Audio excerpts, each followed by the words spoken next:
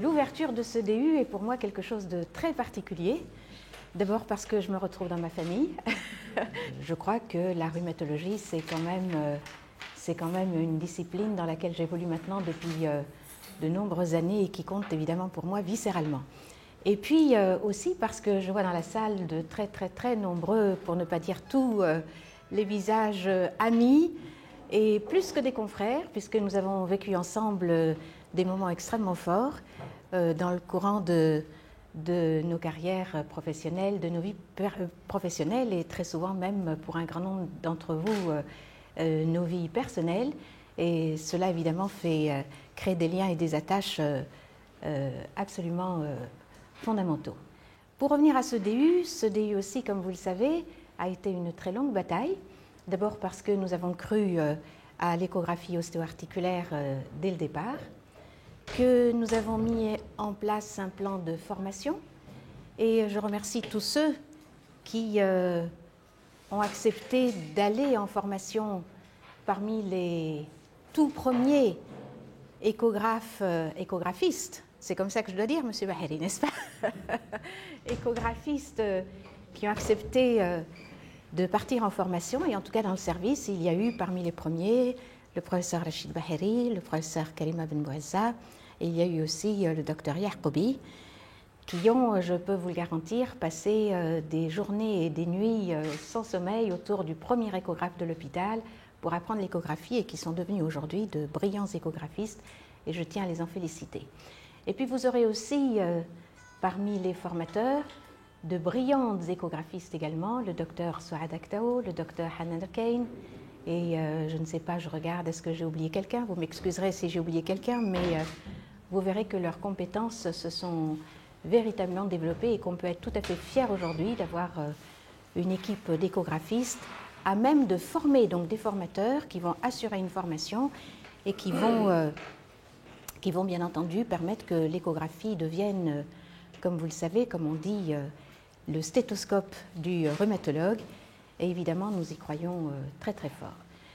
Avant de remercier l'université, je tiens à remercier très vivement la Société marocaine de rhumatologie, qui y a cru profondément et qui est représentée aujourd'hui en tant presque qu'élève, sa présidente, le docteur Selwa Al-Raissi, qui représente donc l'ensemble des rhumatologues aujourd'hui et qui a beaucoup fait pour que les rhumatologues s'impliquent dans la formation en échographie ostéo-articulaire.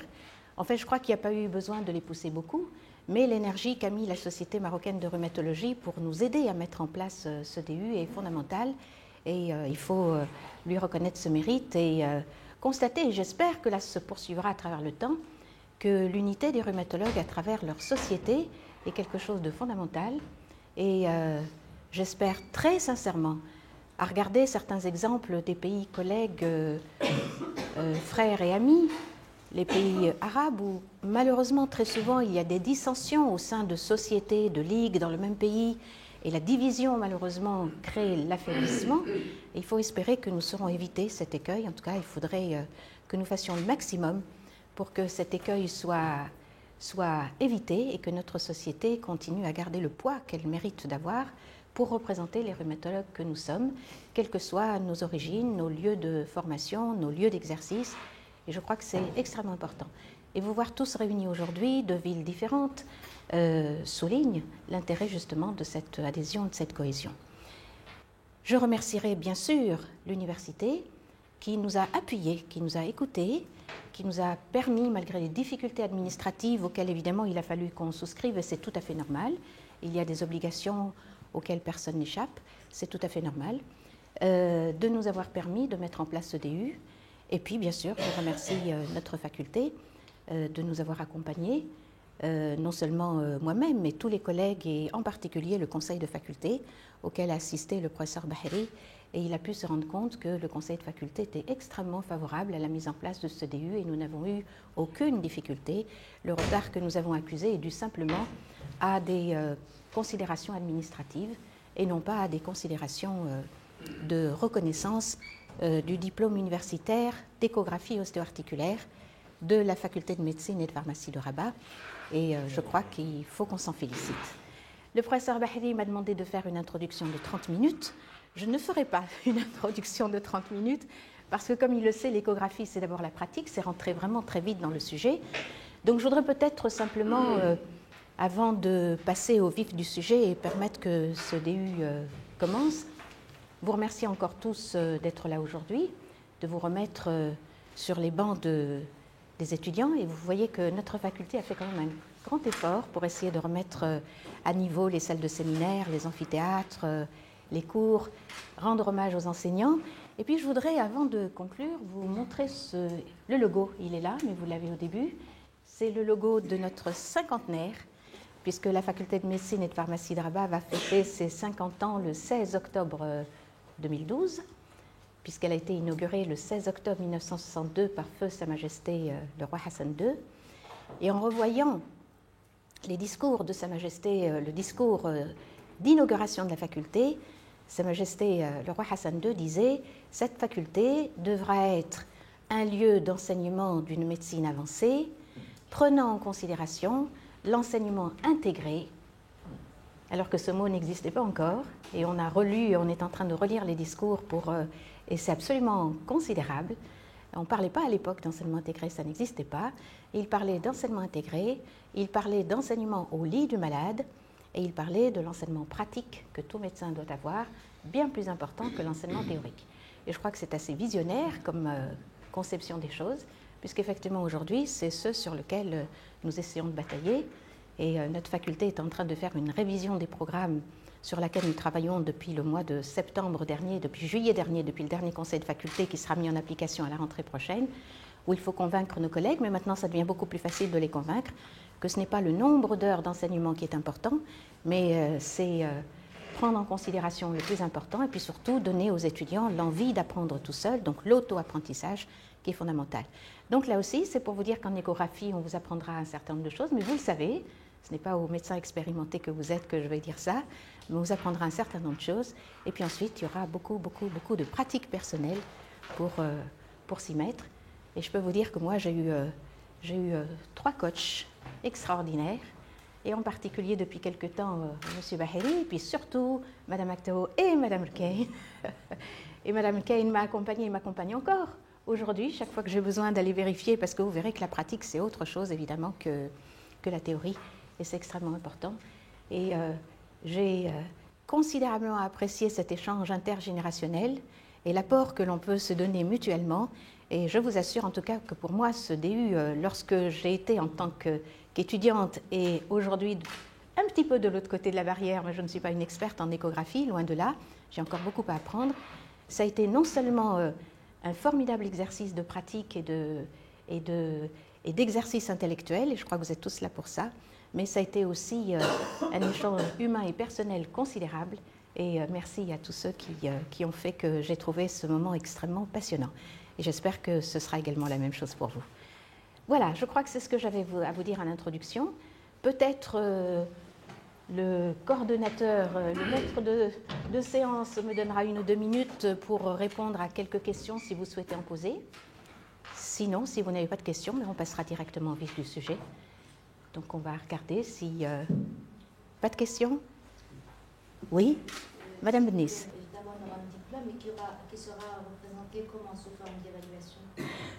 Alors l'évaluation, c'est au maître de séance de vous dire comment va se passer. Bien sûr, il y a une évaluation, il y a un examen, c'est évident. C'est évident. Je vous invite à vous connecter régulièrement sur le site de la Société marocaine de rhumatologie, puisqu'il y a une rubrique consacrée au diplôme universitaire d'échographie des rhumatologues, avec les différentes parties, le programme, les enseignants, les examens, le contrôle des connaissances, le déroulement des stages, etc. Il faut savoir que l'accréditation est quand même un peu récente, donc il y a une bonne partie de la plateforme qui est mise en place, mais il y a certains points qui sont encore en train d'être mis au point entre les enseignants, notamment la mise au point d'un polycope de l'étudiant qu'on vous remettra à la fin de la semaine. Et voilà. Alors pour l'examen, je voudrais vous dire que l'examen c'est fondamental, c'est important.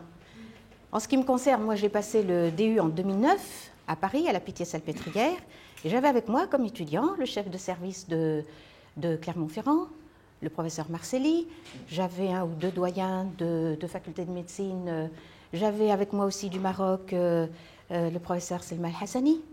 Et je peux vous dire que nous avons passé l'examen comme tout le monde, l'examen théorique, l'examen pratique, voilà, donc l'examen, il faut le passer. Il n'y a pas de discussion, sinon, si, d'accord. Alors la forme, je pense que vous aurez le temps d'en discuter, voilà, pendant le déroulement, voilà, je pense. Puis c'est vrai que malgré tout, hein, on prend de l'âge, mais malgré tout, on a toujours la phobie des examens. Et c'est la première question qu'on pose avant même de rentrer dans l'application du DU. Pardon? Il y a la formule mémoire aussi. Alors, oui. La modalité. Écoutez, au niveau de notre faculté, nous essayons de transformer les mémoires, auxquelles moi personnellement je ne crois pas du tout, soit en articles, soit en production pratique. Par exemple, le DU de pédagogie, nous avons demandé à tous ceux qui font le DU de pédagogie de réfléchir sur une question qui intéresse la faculté et qui nous apporte une réponse. Donc pour moi, un mémoire de DU ou même un mémoire tout court, ça peut être au mieux, c'est un article publié. Ça, à ce moment-là, je ne parle plus du tout ni de mémoire, ni... Et si ça ne tenait qu'à moi, j'aurais supprimé les thèses depuis très longtemps. Je préfère remplacer les thèses par des articles publiés que des thèses qui ne servent à rien. Et malheureusement, quand je les vois débarrassées et posées, franchement, et quand j'imagine le temps qu'on passe dessus, on ferait mieux de passer du temps. En tout cas, c'est ce qu'on essaie de faire.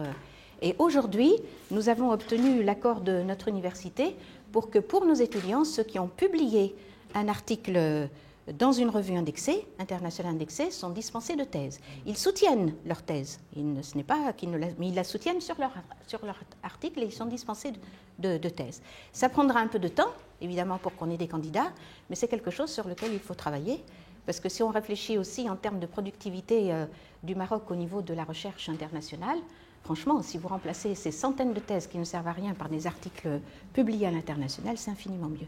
Donc on aura le temps de repasser, de reparler de... De toute façon, il y aura un voilà. contrôle continu des connaissances, et notamment des connaissances pratiques, puisque Tout à fait. vous aurez à envoyer aux enseignants les coupes d'échographie. Vous aurez à faire minimum 2 ou 3 jours de stage dans les centres de référence, encadré par un tuteur pour voir les coupes que... Finalement, ce qui importe le plus, c'est la pratique. Tout à fait. Pour voir les coupes. Et il y aura à la fin un examen écrit, notamment peut-être sous forme plutôt de questions, et un examen pratique sans deadline. Tout à fait. C'est un peu comme ça se fait parfois. Encore une question peut-être? Bien écoutez, s'il n'y a pas de questions, je redonne la direction des affaires au professeur Baheri et bonne chance à tous et bonne journée. Le principe de l'échographie est simple. Alors, au niveau de la sonde, il y a les ondes qui sont émises, qui arrivent au niveau du corps. Donc, il y a des interactions avec le corps. Et puis, il y a une réflexion de l'onde ultrasonore, son traitement, sa réception par la sonde et son traitement, un traitement électronique. C'est ça ce qui va nous donner l'image réelle. L'absorption est en rapport avec la fréquence. Donc, ça sort ici sur cette diapo. Ça dépend de la fréquence parce que les fréquences élevées donnent de nombreuses vibrations. L'exemple du foie rein, donc on voit que ce sont 2 organes avec une homogénéité qui sont pratiquement la même parce qu'il y a l'onde ultrasonore qui passe à partir de cette interface. Par contre, par exemple, entre l'os et le tendon, alors ces 2 impédances qui sont très différentes et cette interface acoustique détermine le passage, la résistance du passage de des ondes ultrasonores. Alors, au niveau d'une image, on rejoint un peu l'audiovisuel, c'est une sorte de matrice. Donc, ce que vous avez sur l'échographe, alors l'image sur l'échographe, c'est une sorte de matrice avec une fonction X et une fonction Y. Alors, la fonction Y correspond à la profondeur, donc c'est ce que vous voyez. Au fur et à mesure, si vous faites une écho de hanche, alors vous avez la profondeur, donc vous êtes sur la ligne Y de profondeur, et la ligne X, ça correspond à l'amplitude, à la fréquence qui est. Donc, c'est une forme Y égale à X, et vous avez un point. D'accord? Donc,